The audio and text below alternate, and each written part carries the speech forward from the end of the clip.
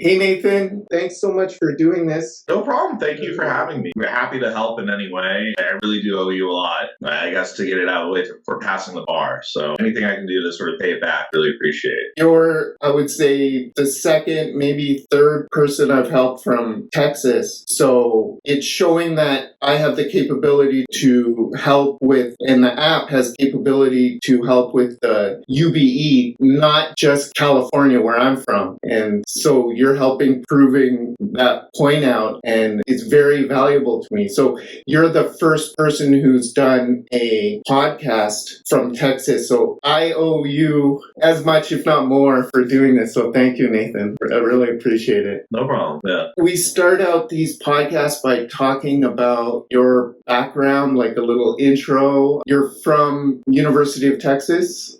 Correct. Both for undergrad and for law school. I guess they sort of get, I think it would be like kind of interesting to sort of talk about how I got into law, my journey through that, and to get to the bar exam at first.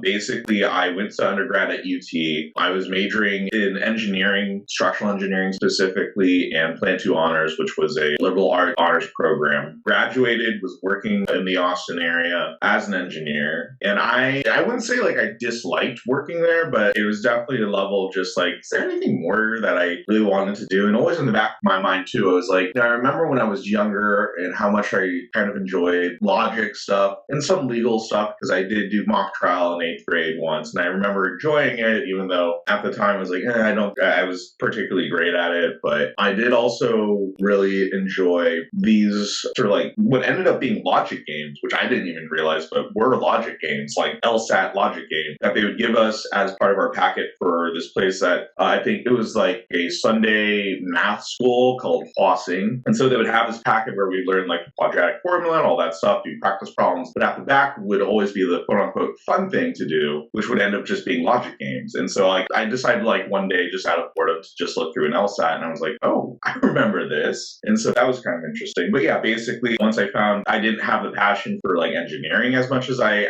liked, I was able to start studying for the LSAT. I did get laid off in a reduction force from the place I was working, and I was like, you know what? There's probably no better time than now to start seeing like what this law thing would be like. It was always something in the back of my mind, and the only thing I was also really preventing was like, I don't know if I wanted to go back to school. So I was like, might as well try. And so I took the LSAT twice, and the second time was the one I got at 167, and I was like, okay, this might be enough to get into UT. That was my dream school because I wanted to stay in Texas. And like basically I got in at the last second, for me at least, because I was about to decide between Texas A&M law and SMU law. Both had given me like substantial scholarships. Like SMU was 50% off, and A&M was actually a full ride. And like looking back, that would have been incredible. Like because like by the time that I graduated, Texas A&M had jumped all the way to the top 50, and I'd be like graduating from the top 50 with a full ride. That'd been incredible. But yeah, basically UT just swooped in at like the very last second, like pretty much like the Friday before the Monday deadline, to down a deposit for either SMU or A&M, and they called me. I was in utter disbelief, since I was still in the Austin area, but I was like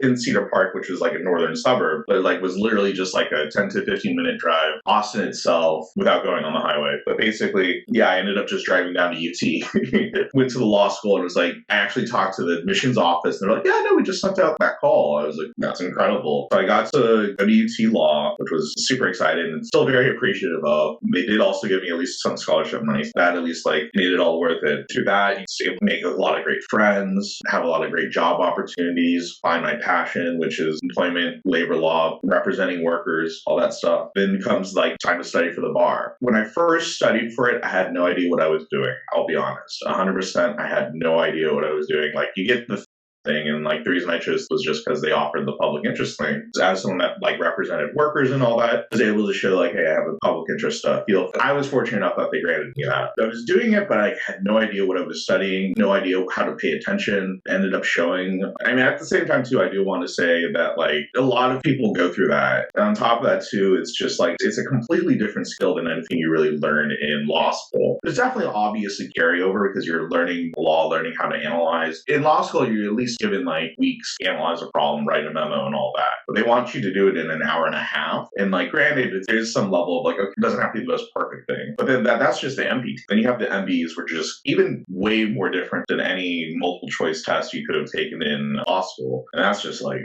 another thing entirely. It's a completely different skill. And it's like, you also have to like have like the resources to support yourself for like at least 2 months to study, pay for all these courses and all that. And then also to sustain yourself through that, but also pay to like take the bar exam itself. It's a very inconvenient test in some ways. It can be a lot for a lot of people. And part of it was definitely letting myself get distracted. But also part of it was just like, look, like I wasn't really sure how to study. So unfortunately I didn't pass the first time. And by that point I had already, gotten a job, was working full time. And so once I got the news, first, all credit to the place I'm working, Cohen and Associates. They let me stay. They've had people that have come through there that haven't passed on the first try that they allowed to stay on to work as a law clerk until they passed it. So I was very fortunate, and all credit to them for supporting me through that. So really fortunate for that. Once that happened, I was just like, I had no idea what to do. So I was just like, put it out there. I failed. What am I supposed to do? And so Sando reached out to me and was like, hey, you want to try visiting? And I was just like, I was thinking, it was like, A, it's a good deal because it's like $700. You also offered like a discount to allow me to go purchase like an Apple product. I was never a huge fan of Apple products before, but I was like, okay, I'll try it. I'll try anything once, especially when it comes to like passing. The thing is, that showed me what you were willing to do. Because I told you, I said, it's not that much and you can do whatever you want with it. And I have someone I'm talking to right now that's an Android PC master race kind of person, and I was like, hey, maybe I'm going to reach out. I was thinking in my head, I said, I'm going to reach out to Nathan, see if he wants to get rid of that iPad. But the fact that you were even open to it, because some people, they'll say, you're only on mobile platform, iOS mobile platform, forget it. I can't do it on my computer, forget it. But you were willing to do extra and you kept your mind open. And I don't want to be annoying in that sense, but I think that really helps a person pass, right? Because they're not closed-minded and they're willing to try new things to attempt to pass this thing. So I appreciate that. The other thing I wanted to say was back in the beginning of your introduction, you were talking about logic games. And this is related to you in particular because I used to say anybody who's passed has made it to level 5 in the MBEs within the Bar Exam Drills app. And then I would say, but don't get that confused because that's the fallacy of the converse, right? So it doesn't mean that if you get to level 5, you'll pass. It's like, pass, then you have made it to level 5. Arrow, 5, right? But don't get it to 5 and you will pass. It's a logic thing. I wasn't sure if people got that or when people really cared what the heck I was saying. But you've broken that, obviously, because you were at level 4. I was worried about you, but now I could say... Because that was playing in the back of my head, too. I was like, and in fairness, I don't want to say, like, it was like, oh, don't listen to Sando and, don't do as much as you can with the app. And I mentioned to you, like, after I took the bar in February, the great thing about your app is that it breaks down the MBE questions in such a way of saying, like, look, don't necessarily, like, fact patterns can be so long, deter you or anything. Learn how to break it down. And that's really the big thing was just, like, you taught me how to study for the MBE. And that was the big thing for me was just, like, I had no idea what I was doing whenever I would do practice questions for. And I was just like, once I did that, I went back to the thing. I was started going through that and just sort of through like the explanations. A new lens, right? To look at the... Yeah, exactly. And then I was like, look at the call to the question first and all that stuff, but also like look at like specific buzzwords or like flagging phrases and stuff. I think I remember the first ones like I talked to you about that you had was the question about the lake and then there was a daycare center. Yes. Yeah. I still use that example with people because it's one of the first questions that comes in the app. Yeah, exactly. Yeah. I was just like, why did I get this wrong? And there's definitely a level of it. I was able to narrow it down to 2 of the right answers, which was like one that was there where it was just like, yeah, like they weren't negligent. Daycare shouldn't be held responsible. But like, I tried to make excuses and be like, well, still like, we're talking kids here, like attractive nuisance probably has something there. And like the big thing that you taught me was like, don't pull in facts that are not there. Focus on on what's there, draw your attention to it, just remember the law, focus on what the law, like as you study it, says, and then go from there. And like, that fact pattern in specific, for example, they went out their way to say like they did everything they could to meet the duty of care. It's just that this happened. And so it's like, okay, well, based off that fact alone, it's the daycare center should not be held responsible. That was the thing, was just like learning, because like I have big ADHD too. Like that's a big thing for me. Is just like ADHD is like not just like, oh, I can't focus, but sometimes it's just like my mind just goes a trillion places, even if it's on the same subject. And then like my mind would skip to like, well, what if hypothetically, like you were just like, not necessarily ignore that per se, but just definitely like, okay, that's great, but like you only have X amount of time to do this thing, and they only meant for you to look at the facts that are written in the fact pattern. If they had wanted me to think about it, they would have written it in. So that was the big thing to learn. Well, most people are like, I would say 99% are smarter than the question. And you're letting that, keep it positive, you're letting your intelligence and your smartness and your thinking of different possibilities pervade into the question. Do you see what I'm saying? Yeah. And no, absolutely. And really, you got to just restrict yourself to what's on the page, right? Exactly, yeah. It wasn't your program that I was only doing. Yeah, I understand that completely. People have many different resources. It's you who has to decide, right? Which one you want to lean into more, which one you want to take different things that make sense to you from all of them and put it together. So it really is about you. You can't just wholeheartedly trust something. That will be on you because it's your decision to make these decisions, right? Exactly. You said you were like, bar was like more or less kind of redundant. I still ended up getting it. I was fortunate enough at the time where it's just like yours was a good deal, even if you include the iPad, which I honestly like. I kind of still want to keep using it because it's just like, oh, this is like a nice little thing. So, right. But like, yeah, I mean, definitely, we can definitely talk a little bit after about that person. But I was fortunate enough to still have enough money to afford it, getting it, especially at like a reduced rate. Like I still only did like no more than like 100 questions. But like in total, I still ended up doing like 1,400 questions, including the questions through yours. And I think the great thing about your app is just like the easy accessibility of it. Like once you do get like an Apple product, and then it's just like, especially when you're first like trying to get back into it. To talk about my timeline, I find out October 8th didn't pass. And so then I take like 2 weeks to just sort of like gather myself, focus on work, all that stuff. By that point, I'd already decided go with you and then get that going. And then I started like, trying to do it at night and all that. And there would be times like I would start and then just fall asleep after like 2 questions. And I'd be like, The good thing about it was like its easy accessibility and the fact that like compared to like, and that's something that I feel like I got tripped up with.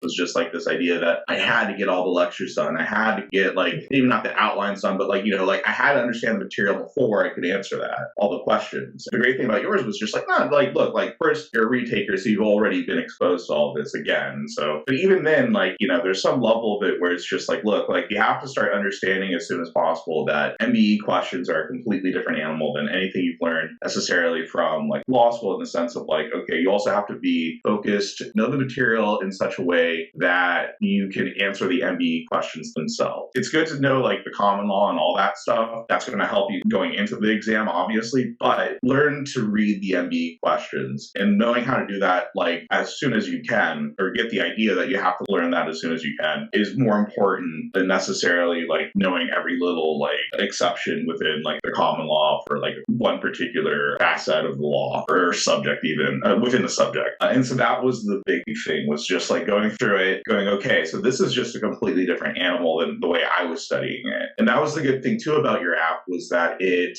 helped me recognize patterns of the types of questions that would be asked. Because instead of just like going like, okay, you answer this question, never see that question again. You see the question again and again and again and go like, okay, so this is actually the pattern of that question. Right. And so, and it's just like, it's not just that question, the subjects that are being tested on that, but it's like, it's sort of the ways that it gets written and keeps going forward. So So like going back to that whole like the towards question of duty of care, the things that like you start noticing by seeing that question again and again and again is that, duty of care, what they're trying to mostly test most of the time, there's going to be at least one question about like, did this place reach its duty of care? If they tell you they reached their duty of care, no need to analyze further, they're not liable. And then you just abstract from that and going like, okay, like what other questions can you ask based off of something bad happens, a place that was in charge did everything they could do that. And then you start going from there and going like, okay, questions in which there are things that they could have done that they didn't do. If they didn't reach that, then okay, then maybe, depending on like the level of care, like trespasser versus all that stuff, ID or licensing. It was a very good way to learn how to create a good foundation about how to attack the test, attack the MBEs. That was the big thing for me, was just like, I was able to sort of figure out how to do MBEs, and like NPTs, I just always struggled with like the time management on those, because it's just like, the way you practice it with the FTTs is just like, you only do like an hour and a half, like per, and then you don't have to worry about it. It's a very different animal when it's just like, you have 3 hours to do 2, and then it's just like, well, let me see if I can add this in and this and then this, and next thing you know, it's like, it's over an hour and a half, but you're still on the first one. It's like, well, I shouldn't have done that, but I still have to finish this in such a way, but I have a lot more to get. Don't ever like spend too much time on the MPTs. Those are like they give you all the answers you need and what you have to write, more or less. I would say for people, maybe it might help to at least, like, if you have the time, try to see if you can fit in 1 3-hour session of 2 MPTs, just to like sort of go like, oh, okay, this is how I have to manage my time. It really also emphasized how like, just because you do a question doesn't mean you're going to remember the answer. Getting one question wrong again and again and again, then you're like, oh, I'm doing something wrong, and like I have to do more than just do the question and see whether or not I got it right. I have to do a better job of understanding it. And so part of it was definitely reading your explanations, but also using the explanations and that explanations for some other stuff too. And then that, like, using all 3, I was able to sort of go like, okay, so this is how Stando does it. I see how like he's saying like, hey, draw attention to like specific words in the fact pattern. The important thing was I was able to afford all 3, and that's the other thing too. I wish wasn't true about the bar exam, which it can get very expensive. I'll make sure that you find the right combination of things to study, and that's what I appreciate your program, and the fact that top of that too, I'm able to reach out to you whenever it is. And granted, you may not like respond right away. Like sometimes you do though, which is like I found incredible. But basically, just sort of like, with your program, which I think really helped for me, thinking things like through like more in such a way that helps me pass, was basically going like, okay, there are specific phrases you should be honing in on. Here are the specific phrases. Now let's focus on them. Yours was able to start getting me in that frame of mind, and then it all started like working together. And it was just like, oh, okay, now I get it. That was the thing. It was just like doing all that. I think, yeah, I'm not going to be like go too far on this, but there's definitely a level of like, with the bar exam, it's very expensive, it's very time consuming, and there are a lot of good people that don't pass the bar who are still very good and would be huge assets to the legal industry becoming lawyers. Right, I agree. So you referenced the way I explained it, and what I do is if anybody has a question about an MBE, I'll gladly give an explanation and I'll record it, make a video. And since I made the video, I might as well keep it in the app so you have a companion video for every question. And so slowly, almost every question is starting to get a companion video. So you found that helpful then, hearing how I'm actually thinking about it, right? Or actually approaching it. I think the big thing too is like the fact that you believed in me, I think, in a weird way, like kind of just sort of like was like, okay, like Sando believes in me, so let me just go ahead and do this. But I mean, like everyone I was talking to was like, if you're going to go with someone, go with one person. So it's like, okay.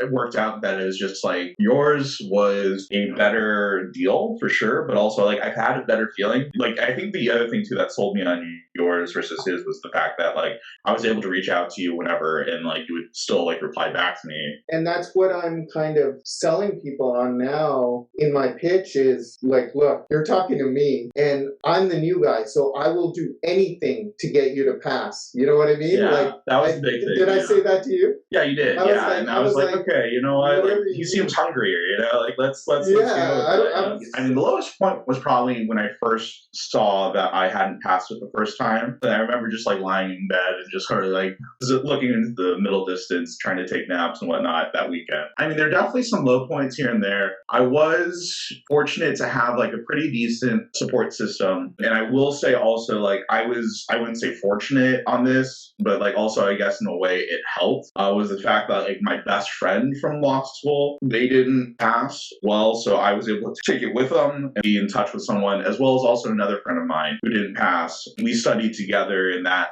helped go through it. Also, shout out, there was an online group I found of retakers that was also very helpful. That was providing each other support and like some level of guidance that was really helpful too. Shout out to them as well, for sure. And also having the support of my coworkers in the firm itself. I remember I was fortunate enough to like be able to take a month off for the bar exam in February, and like the day I was about to head out, like they had like a whole like good luck. You know, they actually wrote a sign and all that. They gave me a card signed by everyone, and so basically they were super supportive. Like kept me in contact, and it was just like a level of like, hey, at least I have something I could come back. And I know a lot of people weren't as fortunate to have that. A lot of people were essentially fired the day that they got the news the first time that they didn't pass. I was very fortunate to have like the support of the firm that I am still working at and plan to keep working at, to be able to still keep working and have sort of a purpose. And that was the other thing too that helped, I think, was working there. It really helped the civil procedure portion at the very least, because it was like a litigation firm. And so you get to learn like, and I know this sounds silly, but like you have to file like the petition or the complaint first before like you issue the summons or anything. And that's something that, you know, like even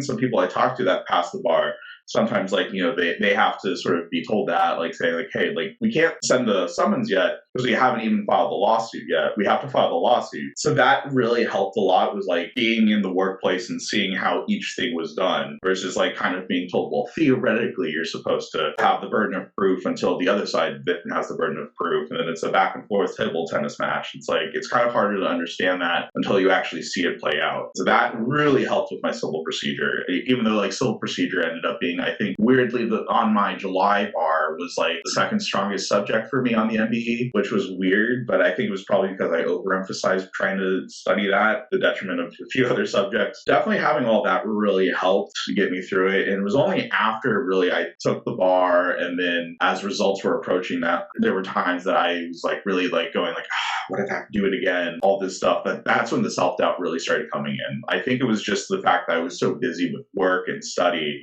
that I just didn't have the time to think about like what happens if like I don't pass, because it's like, no, I have to pass. That was a big thing. And then obviously definitely I think I did something that really helped, weirdly, was just like scheduling an actual vacation after the bar, because like a friend of mine had just moved to Vegas, and I was like, well, you know, I hadn't gone out to visit him like ever, so I'm thinking like, okay, let me just go ahead and just like schedule something. And then basically I scheduled something to basically be like hours after the bar exam had finished, I would take a flight to Vegas and then visit my friend for the weekend. And that ended up like basically kind of putting in my head like, this will be the last time I take this bar exam, whether or not, and I'm going to make it stick by like having actual like plans to celebrate as if I had passed, even though I didn't know at the time that I did. But were you ever at a point where like, I just want to give up on this thing, right? Did that ever...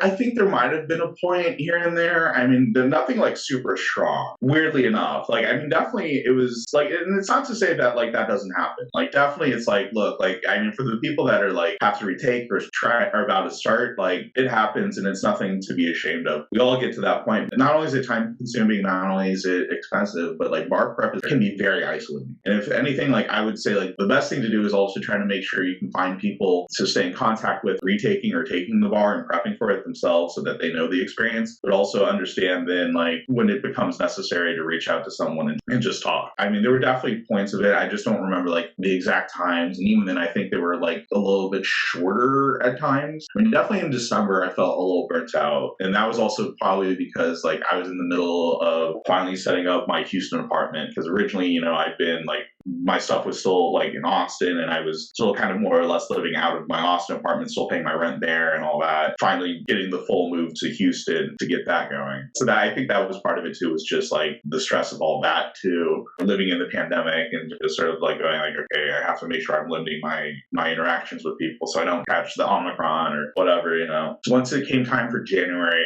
it was like, okay, I wouldn't say soldier or anything, because I never went through combat training or anything. I don't want to diminish that experience, but definitely was, I don't have time to bleed sort of thing. But also definitely at the same time, like, look, like either you study it or it's just something that you're not going to have time for. And then if it reflects on the bar exam results, then it reflects on the bar exam results. So either you prepare for it or you don't. That was a level of that too. But I think also it's just like a lot of luck that I think also went into it too, where it's just like, you know, had there been more questions on there that I just somehow misread or like even then like just didn't study enough for, you know, I could very well be like having to retake it again. It's not that I barely passed, but like I just passed by like more than a little bit enough. Don't try, because I think you did work hard and you have a lot of smarts. Yeah. So I think more than luck, that's what got you through, is your hard work and your smarts. So don't diminish yourself. And I'm really grateful that you're my first Texas person coming on to talk about your experience. How was waiting for results? Nerve-wracking. Was Very it nerve-wracking. similar to the first time? It was a lot more nerve-wracking this time around than last time. I put in a lot more work on the bar prep materials this time around than I feel like I did maybe last time. Although I would say like part of that too is like because like a lot of the prep carried over still. Like I think I overemphasized studying the MEE, like writing and all that and practice of that, or MPT writing as well, than I maybe necessarily should have. That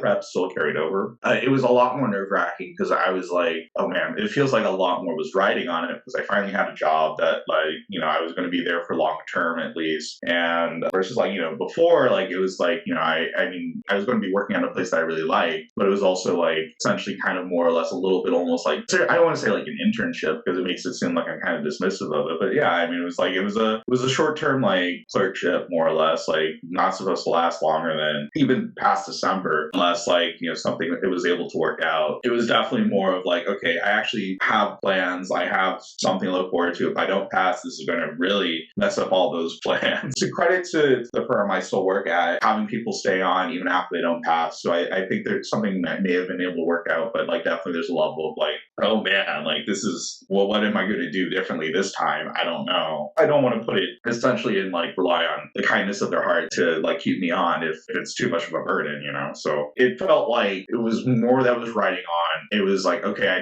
I definitely improved on things that I knew I could have improved on going into even the first one. And it was more of like, okay, I have no idea then what I need to change afterward if I don't pass. Because it's like, dang, like I felt really prepared for it. But when I first took it, there was definitely a level, I guess I could have done that better. I could have done this better. And then when I didn't pass, I was like, okay, that kind of proved that like, yeah, I could have done those things. I should have done those things. But like second time, I'm thinking like, okay, like if I don't do those correctly, if I don't pass this time, then I just simply had no idea like how I could have improved. Was there anything you did to kind of mitigate the anxiety for results? Like I always say, keep overly busy in everything, like make everything kind of a big deal. That's not the bar exam. You try and get yourself into that. When I first tried doing it, trying to throw myself more into the work, there was also a level of it where they were just like, hey, like we want you to have your own life and you don't need to spend so much time here and all that stuff. And so I think part of it too was also talking with my parents. I think that they were a great source of comfort. Trying to go see movies. I'm a huge movie buff. That was helpful. Playing Pokemon Go, otherwise exercising. That was helpful. Also, definitely, I highly recommend therapy can also be very helpful. Making sure to take time for that. Taking time for your health, I think, is very important, both mental and physical. I recommend that. You said your family was very positive. You could talk to your parents. So great. I'm a dad myself, and I hope one day my daughter will say, I could call my dad. Sounds so nice when you said that. Was there anybody, and I hate to focus on negative stuff, but was there anybody that was just negative in general? Was there some negative energy that you can recall? And I guess to quickly make it positive, how did you deal with that negativity? I mean, I'll be honest, I don't think there was anyone that was really like doing anything particularly negative towards me. me. I mean, maybe there were times where it's just like, they just didn't understand like what was going on. But even then, it was just like they were definitely trying to understand was the thing. So it was just sort of like, it's not so much that I didn't have to like correct them on anything. It was just as much as just sort of like, I was like, hey, can I have this time or something like that? Or if I need you to just sort of like support me in this way. They were more than willing to do that. Like parents, friends, coworkers, all that stuff. Even people in the community in general. I will say like maybe there was one incident this past week where even like I was attending like a Jewish function. I don't want to play into any sort of stereotypes or anything, but there were a few lawyers at this particular function, and like one of them was talking about passing the bar is easy or something like that, and I'm sure you passed, and like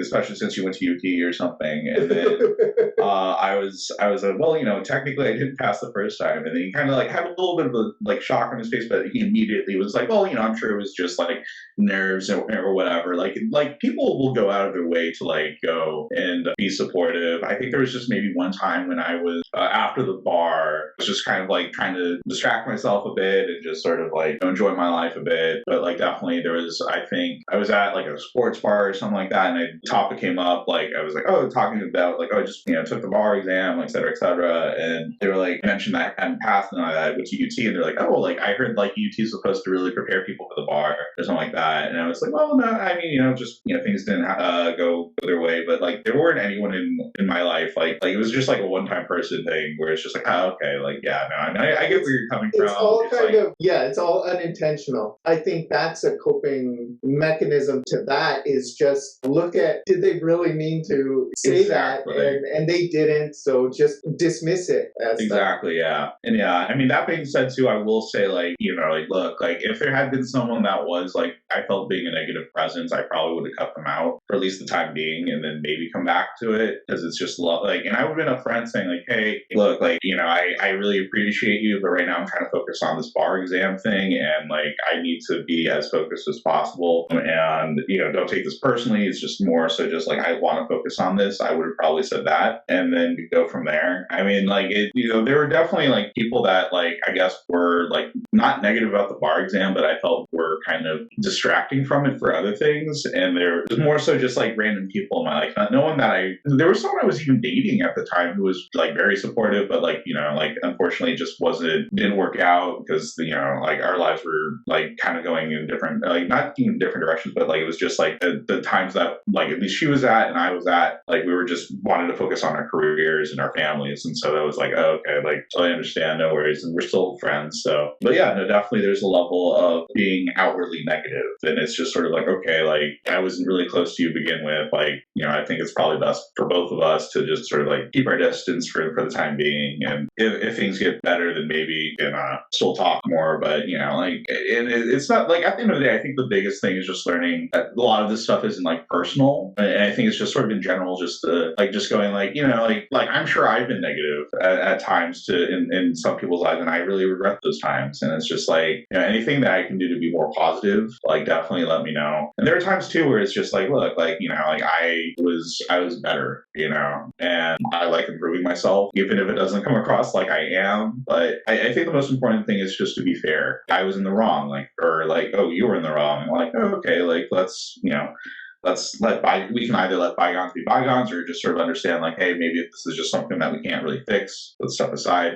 But yeah, I was very fortunate to have anyone in my life, really, including friends, and especially like that ex of mine was very supportive, and and again, like anything I could do to be supportive to her or to my friends in return, like I would make sure to do.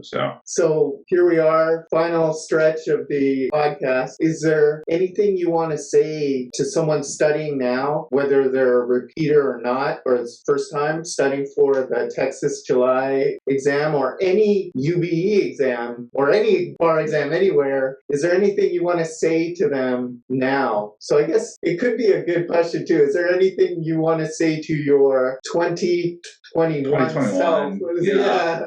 like, I think so. The first thing is just like, look, this exam, like, I know we all say that for any exam or anything in our lives, like, oh, it doesn't. But like in particular, I really want to emphasize it with the bar exam, where it's just like, at the end of the day, we're looking at, especially at least in Texas, we're looking at a 2-day snapshot of what you were feeling, more or less, on those days and your performance those 2 days. Yes, there is like pretty significant like correlation in terms of like, hey, making sure you're prepared enough. But at the same time too, it's like, look, I mean, like even for like most people that pass it on the first try on their and pass it with a high enough grade, like that's still a lot of prep. We're talking at least like 2 months, you know, and it's just like, you know, like understand that it's like some people that like some of the smartest people I know, they still had to take 2 months off to study for this. And so, you know, it's really not an indictment necessarily, like your work ethic or anything if you don't pass. It's 100% just like, look, this is a very, very intentionally designed, difficult test that's there to like try to, I don't want to say be tricky per se, but it's definitely a test that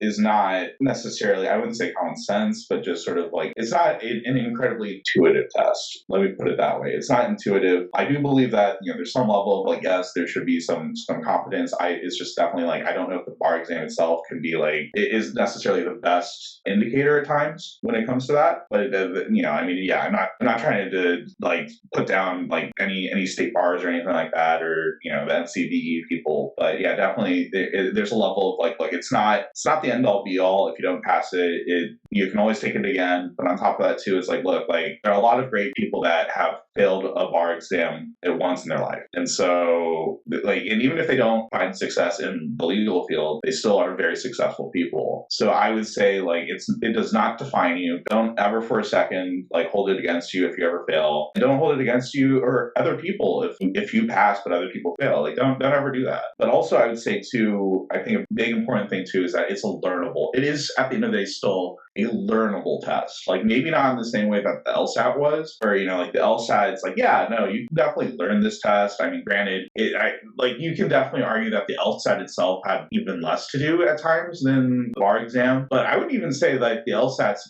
probably a better indicator, you know, because it's like, look, like if you're able to get a high enough score to then get into a law school, then you're going to be a lawyer. So long as you graduate from a law school, like you'll be a lawyer. You should be, you are more than capable of being a lawyer. There's just this one thing called the bar exam. But it is still nonetheless a learnable test. And it's just like, don't let the fact that it's an intentionally difficult test dissuade you from trying to learn it. Because you can learn it. It's a learnable test. You just have to recognize that it's about scoring as many points as you can. So especially with the essay stuff, like write as many things that you can get you a point as you can, address everything in the fact pattern if you have the time. But yeah, no, definitely at the same time too, like understand it's, you know, it's about, you do have to some extent like kind of give yourself over to the bar exam in terms of like, okay, I'm going to learn it on your field the way that you want us to learn it essentially, and go like, this is just a one-time thing. Once I'm done, I'm out of here. And just don't be afraid to throw everything at it. I know there are people that say, oh, you know, like really for lawyers, it's more about like doing as little as possible to pass. At the end of the day too, it's also far more expensive to have to take it again. So don't be afraid if you can afford the resources or are able to find the resources in some way. Use as many resources as you can to pass this. At the end of the day, it's better to just pass it on your first time or pass it as soon as you can. It's not because passing on the first time is going to determine whether or not you'll be a successful lawyer. It's more so just like you just want this like as out of the way as you can when you can. But just because you don't get it out of the way as soon as you can doesn't mean that you're going to fail as a lawyer. Like you're still going to be a good lawyer. A lot of the people I've talked to, it's a very bizarre experience that oftentimes, like, yeah, we joke about it kind of being hazing in a way, but it's also just sort of like, look, I would 100% like say that there are quite a few lawyers I've worked with in terms of like on the other opposing side working on a case, and like I see like what the other lawyers are doing on the other side, and I'm like, I'm not sure you would pass it like if you had to take it down, you know. And I would be like, hey, I don't know if I could pass it if I had to take it at this point. It's a bizarre experience, but it's a doable experience. It's a doable experience, but also at the same time, it takes a lot of resources to support yourself through the process. So definitely don't feel guilty about reaching out, and do whatever you can to pass if you can. And don't let a failure or anything like that, failed result, dissuade you from trying again and again and again. Just try to find something that works for you. Thanks, Nathan. But I wanted to shout out Professor Pomeroy from St. Mary's. We were talking about doing an app together. Oh, yeah? Like it would be Professor Pomeroy's essay drills. And he was going on a sabbatical, I believe. I started focusing more on this app. So I just wanted to shout him out quick. Well, thank you, Nathan. Thank you so much. No problem.